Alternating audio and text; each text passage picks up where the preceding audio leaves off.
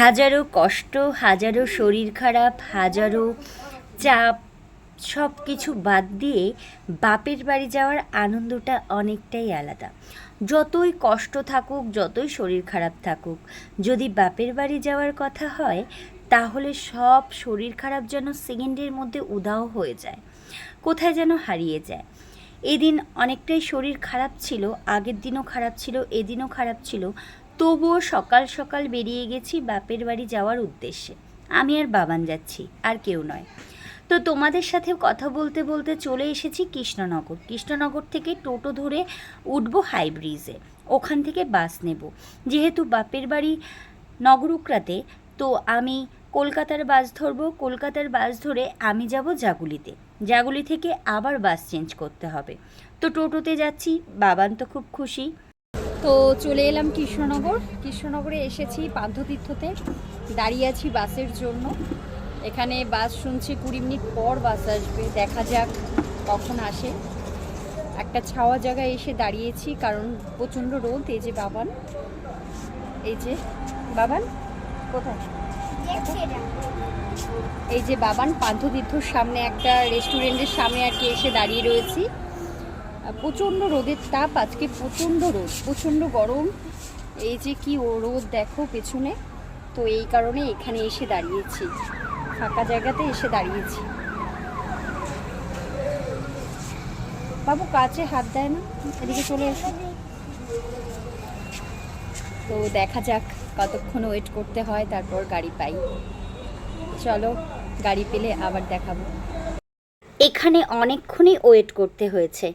আমি বেরিয়েছিলাম সকাল 9:30টাতে, আমি খুব তাড়াতাড়ি পৌঁছে যেতাম যদি না বাসের জন্য লেট ছিল, বাস অনেকটা, বাসের জন্য যদি না অপেক্ষা করতে হতো। তো এখানে আমি অনেকক্ষণই অপেক্ষা করেছিলাম, চেয়ার ছিল, এখানে বসেছিলাম। আর এটা পান্থতীর্থরই নতুন একটা রেস্টুরেন্ট। পান্থতীর্থ এখন অনেকটা বড় হয়েছে। তোমরা যারা কৃষ্ণনগরের কাছাকাছি আছো তারা তো জানো, আগে পান্থতীর্থ অন্য জায়গায় ছিল আর এখন একটু অন্য জায়গায় রয়েছে। তো একটা চেয়ার পেয়েছি, বসে গেছি। আমার প্রচণ্ড দাঁত যন্ত্রণা করছিল, তো সেই সব প্রবলেম সব উপেক্ষা করেই চলে এসেছিলাম।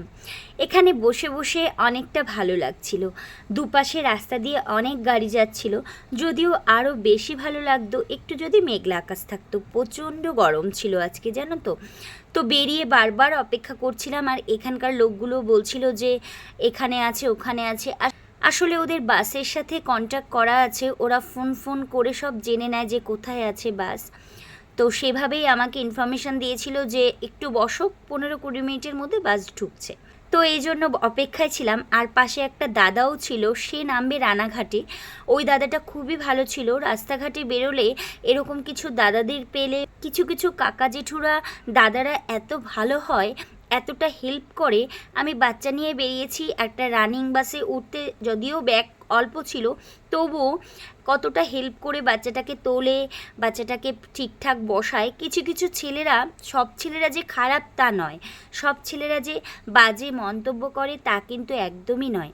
আমাদের অনেকের ধারণা যে ছেলে মানেই খারাপ। ছেলেরা যদি আদৌ খারাপ হতো তাহলে হাজবেন্ডের পাশে এতটা সুরক্ষিত থাকতে পারতাম না, আমরা আমাদের বাবা কাকা জেঠুদের সামনে এতটা সুরক্ষিত থাকতে পারতাম না। তো দেখো, কথা বলতে বলতে চলে এসেছি আমি জাগুলিতে। বাসটা অনেকটাই ভিড় কম ছিল।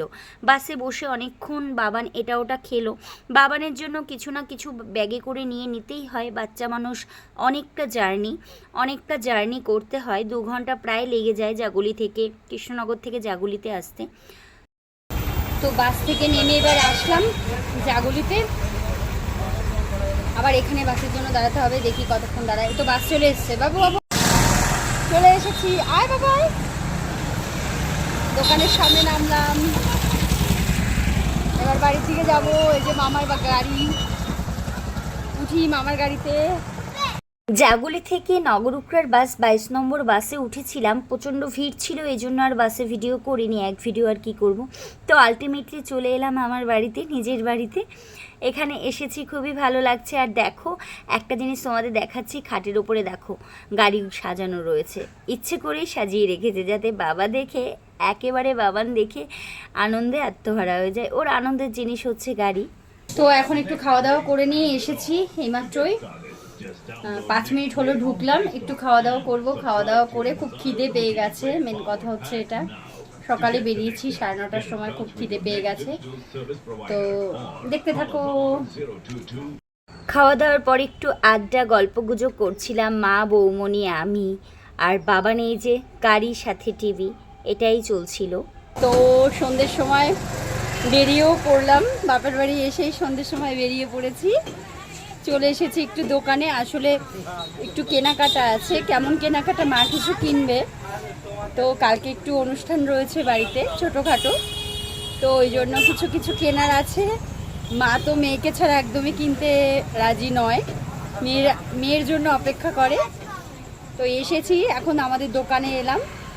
ওই যে মামার ভাগনার অবস্থা দেখো,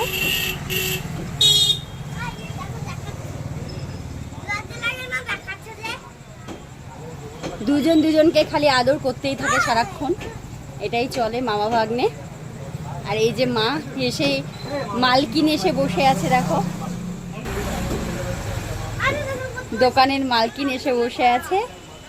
তো এখন একটু মার্কেটে যাচ্ছি, সেটাও তোমাদের সাথে শেয়ার করব, চলো। বাবা এসেই মামার দোকানে বুক করেছে, মামার দোকানে বসে ওখানে আর কি মামার সাথে রয়েছে, একটু আশেপাশে যাবে মামার সাথে। আর আমি আর মা একসাথে বেরিয়ে গেছি। আর বৌমনি বাড়িতেই রয়েছে, বৌমনি আসবে নয়, তো এই জন্য নগরুকড়া বাজারে রয়েছি। দেখো নগরুকড়া বাজারটা আজকে প্রায় অনেকটাই ভিড় ছিল, দোকানে রাস্তায় ভিড় নয়, দোকানগুলোতে ভিড়, কারণ কালকে টিচার্স ডে, তো এই জন্য আজকে ভিড় ছিল অনেকটাই। তো আমি একটু জামা কাপড়ের দোকানে ঢুকে গেছি, জামা কাপড়ের দোকানে ঢুকে একটু কিনবো কিছু। তো আমার ব্লগটা কেমন লাগলো তোমরা প্লিজ জানিও, যদি ভালো লাগে শেয়ার করতে ভুলো না।